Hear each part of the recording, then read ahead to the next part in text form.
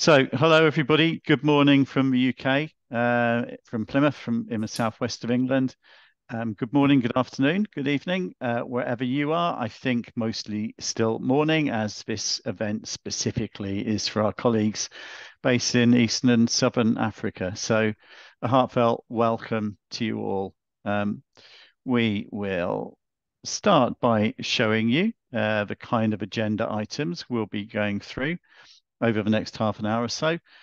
I will introduce my colleagues. We'll help you get to know the team. We'll talk through the UPIC programs. Our admissions manager will talk you through all of our specific entry requirements for some of the countries in which you are based. We'll be very happy to field questions about any other countries or any other entry requirements. We'll describe our student success to you with some case studies, some examples of students who've done really well on joining UPIC. We'll take you on a virtual tour of Plymouth. So not just giving you lots of dry facts and information, we'll also give you an idea of how the city and the university look, how it feels to be a student here. We'll describe our accommodation provision to you, go through our important dates for the next intake coming up in September, and describe the scholarships that we have available and that our partner university has available for September. We'll tell you about our social media channels, so where you can see lots of information about the university, but you can share with prospective students. And we'll go through some frequently asked questions. We'll do that, but we also welcome your questions, perhaps by using the chat function as we're going through, and we'll certainly leave plenty of time at the end for any other questions that you may have. So that's our kind of agenda for the next half an hour or so, beginning with an introduction to the team. So we're a small team in the college. That has a big advantage for you, actually, in that you can reach out to any of us at any time and we will answer your question or share it with a colleague if we're not sure of the answer. I'm Tim Gutzel. You can see me on the top line there. Arose between the dual fawns of Matthias Shortcook, who is our college director and principal, Dave Jones, who's our director of academic and student services. Matthias, I think you're on the call. Would you like to say hello?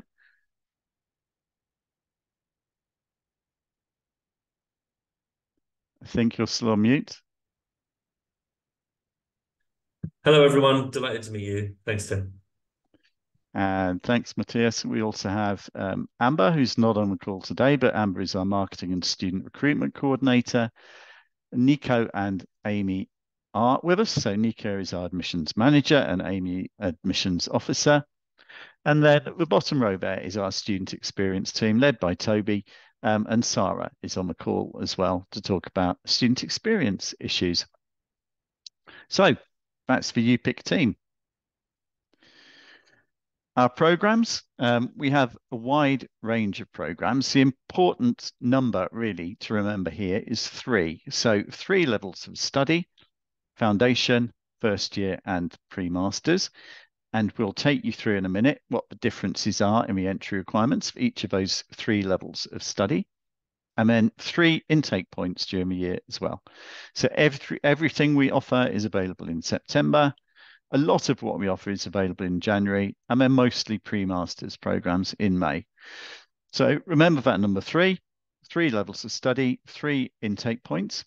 In terms of programs, all of the foundation and first year programs are 2 semester with one exception, and that's for health and human sciences, which is a 3 semester program. Also, one of our most noteworthy programs, not available everywhere, a pathway, a foundation that leads into various branches of nursing, adult, child, and mental health, and other health professions such as occupational therapy and physiotherapy, all kinds of things like that. So health and human sciences, that's quite distinctive in the UPIC portfolio. Also, we're a coastal university, so you can see lots of things there which relate to our location. So we have real academic excellence in marine, coast, ocean sciences. We have business programs related to the sea, so maritime business. Even in the engineering area, we have coastal engineering. So lots of programs were related to our coastal location. Pre-masters programs are 1 semester programs leading directly into the related masters on successful completion. So that creates typically a 15-month program of pre-masters and masters. So those are our programs. I should pause to ask if we have any questions up to that point. Okay, fine. Moving on. I will pass now to Nico, if I may, Nico, to talk through our entry requirements for Kenya, Tanzania, and Zimbabwe. But we can take questions on any other entry requirements as well, if need be. Sure, thank you, Tim. So here we got some example of our country-specific entry requirement according to the different entry level for our program. So, for example, for Kenya, our academic entry requirement for foundation is completion of the KCSE, the Kenya Certificate of Secondary Education, with a minimum of 5 passes with a grade D average overall, including maths and English, a grade C. For some program, we might want to see also some grade C in some specific subject. For example, for human sciences, we need to see a C or above in maths and science subjects like biology, physics, chemistry, or for engineering in maths and physics. While, for example, for Tanzania, we got completion of the CSE with 5 subjects, a C average, and for Zimbabwe, GCE at ordinary level with 5 passes.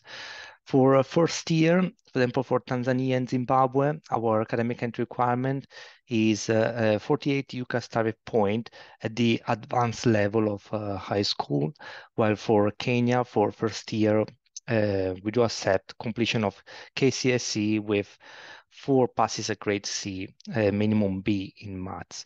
For pre-master, what we need to see is a university level qualification corresponding to at least a UK HND, higher national diploma, or a bachelor degree. With regards to the English requirement, so we do accept grade C or above in English in KCSEs or in the Tanzania CSE and the Zimbabwe General Certificate of Education. It's important to notice that in case your applicant grades are slightly lower than the one that we require, we will recommend they submit the application anyway, because in that case, what we can do is refer their application to our academic board, and they can consider all the documents we received, including, for example, CV with some specific work experience relevant to what you want to study, strong personal statement, or strong grades in other subjects that might mean that we might still be able to make them an offer, even though they don't actually meet all our requirements. And with regards to other conditions that your applicant might see in their offer letter, so in case they got a study gap, we also require a CV without gaps to see what they've been doing since the last time they studied, and a personal statement explaining why they wish to return to study after a study gap.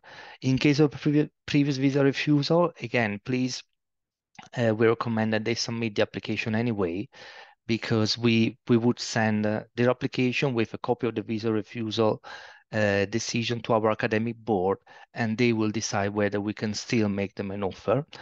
In case there are some discrepancy in terms of date of birth or names, excuse me, in documents, we will need to see some official evidence, official document that explain the discrepancy. For example, a marriage certificate to explain a difference in surname. It's important that all the communication of the document are made via our StudyLink agent portal, because obviously we need to keep all the information regarding one applicant in one place.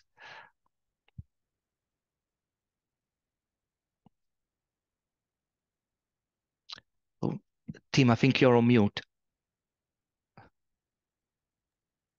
Thanks, Nico. So we've given you lots of factual information so far about our programs, about our entry requirements, but what we're really here for is to support student success. That's our mission. We want students to come to us to join us, but to move on from us, to progress from UPIC to the university, to do well at the university, to leave the university with a good degree and then go on to thrive in their future careers.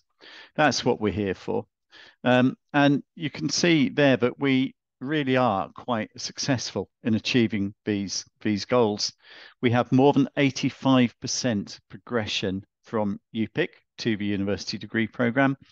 And then more than 85% of students who join UPIC complete their university degree successfully.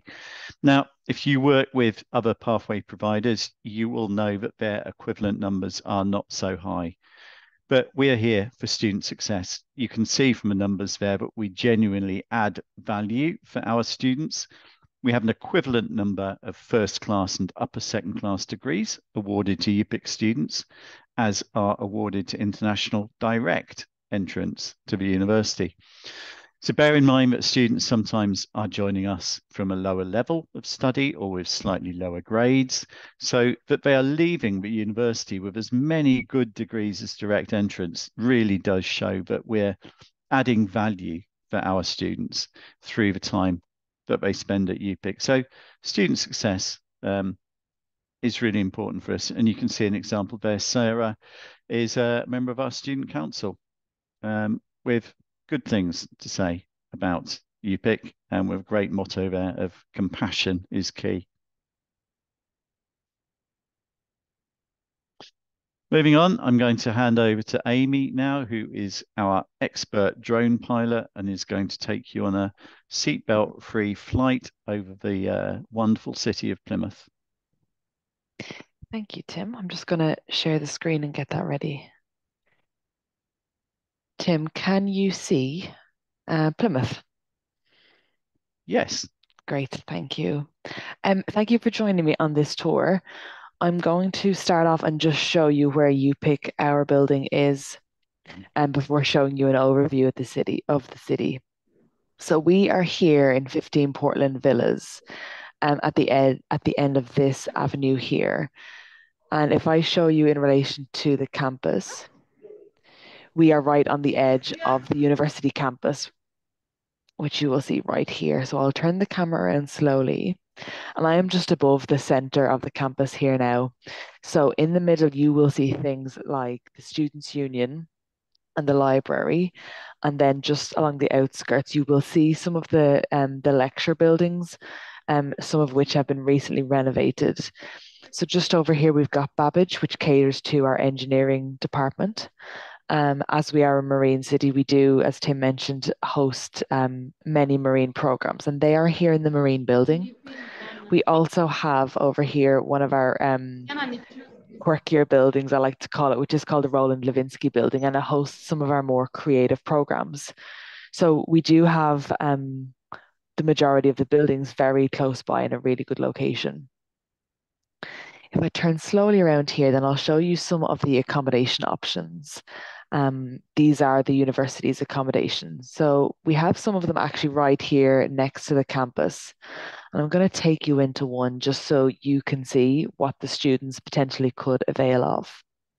So this is Gilwell Hall, and this is an example of one of our single rooms.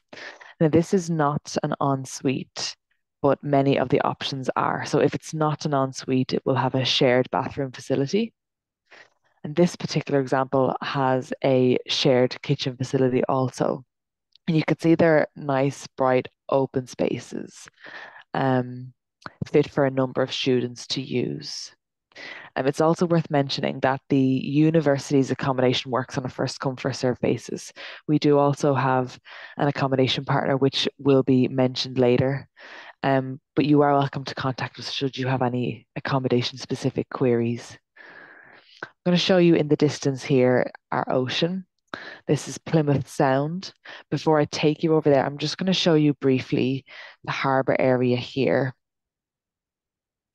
So as I mentioned, as we are a marine city, we do have a lot of marine courses, and the students of some of these courses do some practical work here at the marine station. If I turn around here, I'll show you the marine area, which is it's a very nice area to hang around in. Starting with the aquarium, which is a very popular tourist attraction. And the Barbican over here hosts lots of restaurants and unique shops. It's a great area, and we would highly recommend the students spending some time there. And I will turn around slowly and take you over to our seafront here, which we call Plymouth Hoe. And you can see Smeaton's Tower here, which you may have seen on lots of our brochures. And we've got what's called the Tinside Lido. This area is a really popular space for students to hang out in, especially during the summer months. So this actual pool is a little chilly for the winter time, but right now we're just starting to get the ideal weather for students to actually use this pool and spend some time here along the seafront. So just to show you some perspective, we have just come from over here in the Barbican. And you'll see the university logo right here. So that is the campus itself, just under a mile away from the seafront. So it really would take the students less than 10 minutes to walk to here during the break from their classes. Before I take you back to the city centre, I'm just going to show you a slightly different view to the side.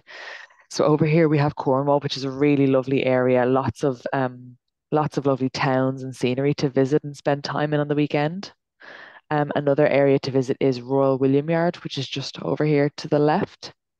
And then as we come back across here, this is the city stretching out. It's quite broad. And I will show you the sort of the main city centre area. So right here is a place where you'll find most of the students during their off time. So we've got Drake Circus here, which is the main shopping centre. And down here we have some of the main high streets, and there's lots for the students to see and do. There's an amazing theatre, which is a well worth visit. There's also a diverse range of restaurants, and I believe some of which cater for some African cuisines. And Toby, our student sport manager, is a great he gives great advice and tips on places for the students to check out. So that's the main city centre area here. And I will take you back and show you, I'll finish off actually at UPIC and where we are. So as I mentioned previously, we are here at the end of this. It's a very pretty tree-lined avenue. It's quiet and just off the edge of the campus. So before I finish up there, I just want to point out to you, this building here, just beyond UPIC, is called Intercity Place, and it hosts our health and human science courses. It's a newly renovated building also, so the facilities really are top-notch, excellent provider of the education for the students. Just behind that is the train station. So really, when your students fly here to probably London, they can take a train down to Plymouth here, and they really would be a 5 to 10 minute walk up here to UPIC. So here you would find some of our classrooms, our marketing and recruitment team, our admissions team, and our student support team. So the students will find assistance with us here from 8:30 to 5 Monday to Friday, and we do offer an out of hours support also for students. So that is where we are. This is the university, and this is the city where hopefully you and your students will attend. So thank you for joining me. Great. Thank you very much, Amy. Any questions on our wonderful location? As you can see, coastal city. We're not in London. There's no point claiming that we are. We're on the other end of the south coast of the country from London, but UK is quite a small country. It's only 3.5 hours away or so by train. And we have great benefits as well from not being in London. So much lower living costs, much cheaper accommodation, for example, cheaper food costs, cleaner air. We have the lovely coastline that Amy showed you there. We have Dartmoor inland, which is an area of outstanding natural beauty. So lots of great things about not being in London. Sarah, would you like to talk a bit about our accommodation provision? Course. So we have a partnership with Clever Student Lets, who are one of the university or the student accommodation providers in Plymouth. There's a booking form on our website for Clever Student Lets. So they have several different rooms available. They have ensuite rooms, they have deluxe rooms, they have standard rooms as well. We have quite a good relationship with them. So if you have a student who has made a booking with Clever, and they have any queries regarding the booking, they can just get in touch with the student support team and we can assist with the query. Thanks, Sarah. And all of that accommodation. So it's a great feature of Plymouth as a university city, actually, that we have a lot of accommodation available, typically within 5 to 10 minutes walk of the campus. And as Amy showed you, it's a city centre campus. The university itself, of a second carbon neutral university in the UK. The next stat that you can see there, top 3 UK young university, is now out of date by about a week. We're now top 2. We're second in the World Times Higher Education rankings for UK universities less than 15 years old. We're also in a city which is in the top 15 safest UK cities, according to official data. And accommodation prices start from around £100 a week. So you will know if you have been sending students to London or other big cities, that can be a half or even a third of accommodation costs in the big cities. And as Sarah mentioned, we have a preferred relationship and an online application form for Clever Student Lets. They are used to working with us. They have flexibility around start dates and contracts, but there's absolutely no obligation to work with Clever. There's lots of other accommodation available in the city and other options for students to explore should they prefer. Sarah, what happens next though once somebody has made an accommodation booking with Clever? Once a student's booking accommodation booking with Clever, sorry, they'll receive confirmation that the booking's been received. That's normally sent by the student support team. And then the tenancy agreement will be sent to the student by Clever. If the student is happy with the tenancy agreement, they'll need to sign it and then pay the deposit for the accommodation. Once they arrive in the UK, then the student will need to complete something called their right to rent. So that's a government form. Normally, the documents needed for right to rent are the vignette from entry to the UK, and then the BRP. And once that's all gone through, they can then collect their keys from Clever, and Clever will arrange a move-in date and time for them. Great, thank you, Sarah. Any questions either in the chat or use your voice about our accommodation provision? If not, we'll move on and tell you about the important dates for September. So looking first at undergraduate, our last enrolment date is the 27th of September. So that is the end of the second week of teaching. Teaching starts for foundation and year 1 students on the 16th of September. Then working back all the way to the beginning, we have an application deadline of the 19th of July for both undergraduate and pre-masters applicants. For postgraduate pre-masters applicants, teaching starts on the 23rd of September, but you'll see the latest enrolment is also the 23rd of September. The pre-masters program is a short one. It's a 1 semester program. So we feel that any student who enrolls late, even if they miss a week, they've missed a significant proportion of the program. So we do require pre-masters students to join us for the start of teaching. We have an enrolment week packed full of introductory activities, which starts a week before teaching starts, so the 9th of September for undergraduate, 16th of September for postgraduate. And then our other deadlines are payment deadline of the 9th of August for both undergraduate and postgraduate, and standard cash issue 23rd of August, or priority the 27th of August. Now, I've been describing these as deadlines. They're guidelines more accurately, in that we put these dates forward because we're experienced in processing applications, in knowing how long everything takes, so that we can get everything properly organised so that students can join us for those enrolment and teaching start dates. So we're not trying to be difficult or obstructive. We're just trying to suggest a framework for students to work to, that you can help your students through so that everything does get organised in good time.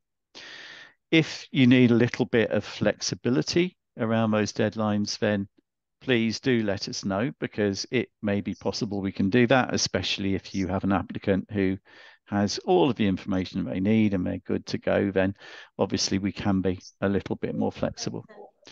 But those are our undergraduate and postgraduate deadlines and start dates for the September intake. And then importantly on scholarships, University of Plymouth is actually very generous in the scholarship schemes that it has available for international students. So for UPIC students progressing to the university, any student who has more than 85% attendance on the UPIC program and has more than 70% in their grade average for their academic program achieves automatically a scholarship of £2,000 in their first year of study at the university. So that's £2,000 automatically awarded for 85% attendance and 70% grades on the UPIC program. But even better than that, the university has an Academic Excellence Award. And earlier this year, I think it was 56 of these that were awarded. So it's not just one or two students, it's a good number of students who get the Academic Excellence Award. And that can be 50% of the tuition fee, not just in 1 year, but in subsequent years as well, if the student maintains strong academic performance. So up to 50% scholarship available through the Academic Excellence Award. We have some discounts available at UPIC on our programme fees. So for September, we are offering a £1,500 discount on the pre-masters fee. So instead of £9,950, that will be £8,450 for September. And we may have some other discounts and scholarships available, but do feel free to contact us about those on a case-by-case basis, and we'll help wherever we possibly can. So those are our important dates and our scholarship information. Moving on to social media, we're very busy on social media, and you can point your students in the direction of our Instagram, Facebook accounts. You can see the handles there. As I mentioned, we're recording this session, so we'll post that on our YouTube channel. And there's lots of videos there now on the YouTube channel that could be good for you to go and take a look at. We've got a LinkedIn presence as well. So lots of information available all the time through our different social media. So please do feel free to go and take a look, and contact us directly if there's any kind of marketing collateral or information that we can provide. We have a wide range of brochures and flyers that we can share with you in PDF format or in print format if you prefer. And we're always happy to talk about generating any new marketing collateral that might be useful to you. So that's a bit on our social media and our marketing. And we're getting closer to the end now. So what we routinely do at this point is go through a set of frequently asked questions that we know people often ask. So hopefully we'll ask these of each other in the UPIC team, but we'll be sure to leave time after this as well for any further questions you may have. So to kick off, Nico, is there an option to study online? Unfortunately not. So we don't offer our course, our lesson online anymore. The only exception is the online pre-sessional English course. So for those who don't meet our English requirement in terms of IELTS or PTE exam scores, but that's the only exception. So all the other lesson, all the other module are to be attending face-to-face on campus. And Amy, can I apply even if I have a study gap or a visa refusal in the past, please? Thank you, Nico. Yes, you can. If you tell us that you have a gap in study or a visa refusal, we will simply ask you for more information. So it would be really helpful to us if you could give us a comprehensive CV, and just inform us of any unexplained gaps. And the same with a personal statement. Give us as much information as possible, telling us why you want to study here, or what you did during the study gap and why you're returning now. With the visa refusal, we'll send you an immigration history questionnaire too. So you absolutely can apply. It's not an eliminating factor, and we welcome all applications and we'll assess from there. Um, Sarah, can I apply if my grades are slightly lower than what's required? Yes. So if your grades are slightly lower than the entry requirements, please do apply. Bear in mind though that it may have to go to the academic board for consideration. So in that case, we would normally need a CV with no gaps and then a personal statement as well. And then Tim, can I live anywhere in the UK? No, unfortunately not. But why would you want to live anywhere else in the UK if you can live in Plymouth? Great place as it is, as we've shown you previously. More seriously, we do need students to live within a commutable distance of the college. So our classes start at 9 o'clock, they finish at 5 o'clock. So the students have to live somewhere where they can comfortably reach us for that start time, and they can get home safely and comfortably after classes finish. So ideally in Plymouth, and as we described to you, there are lots of accommodation options available in Plymouth. But if not in Plymouth directly, then certainly within reasonable commuting distance so they can make both start times for the day.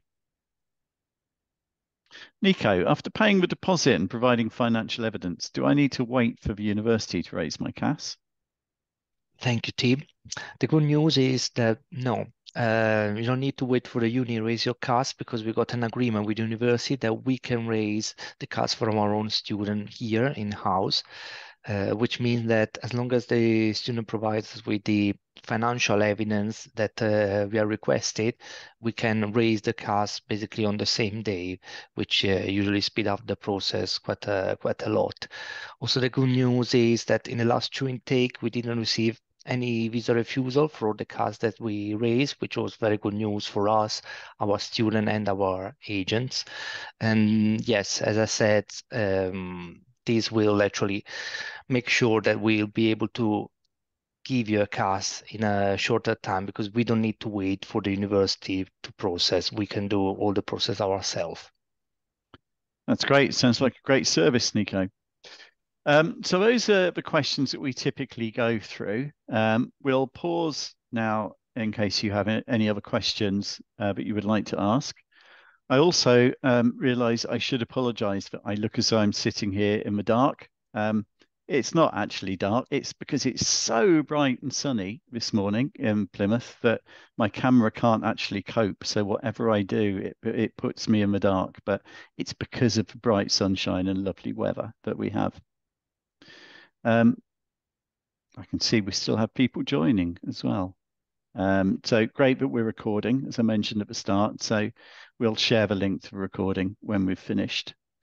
So to wind up with some contact details there for me, for the student experience team, and for the UPIC admissions team. The picture you can see there is of the British Firework Championships, which is an event which happens every year over 2 evenings in the summer. When darkness falls, we have a long competitive fireworks event, and thousands of people gather on the waterfront to watch this every year. So it's a real highlight in the life of the city in the summer. I'll pause to see if there are any further questions before we wind up.